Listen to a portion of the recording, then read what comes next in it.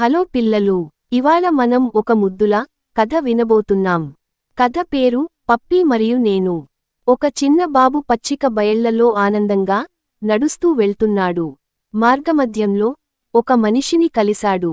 బాబు అడిగాడు, మామా, ఎక్కడికి వెళ్తున్నారు? మనిషి నవ్వుతూ చెప్పాడు, గ్రామానికి వెళ్తున్నాను, రొట్టె తెచ్చుకోవడానికి. నాతో వస్తావా అని అడిగాడు. బాబు తల ఊపుతూ చెప్పాడు, లేదండి, నేను రాను. తర్వాత బాబు 3 కుందేళ్లను చూశాడు.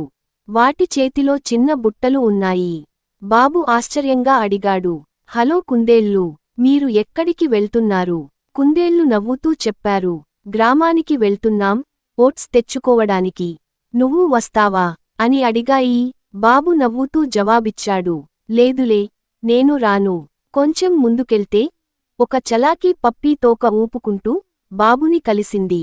బాబు ఆనందంగా అడిగాడు, హే పప్పీ, ఈ మంచి ఉదయం ఎక్కడికి వెళ్తున్నావు? పప్పీ సంతోషంగా మొరిగింది, చెప్పినట్టుంది. కొండల దగ్గరికి వెళ్తున్నా, తిరగడానికి, ఆడుకోవడానికి. బాబు సంతోషంగా అరిచాడు, అరే వావ్, నీతో నేను వస్తాను పప్పీ. ఇలా బాబు మనిషితో పోలేదు, కుందేళ్లతో పోలేదు, కాని తన ముద్దుల పప్పీతో వెళ్లి సంతోషంగా ఆడుకున్నాడు. పిల్లలు, మీకు కూడా ఎవరితో ఆడటం ఇష్టం? కామెంట్స్లో చెప్పండి.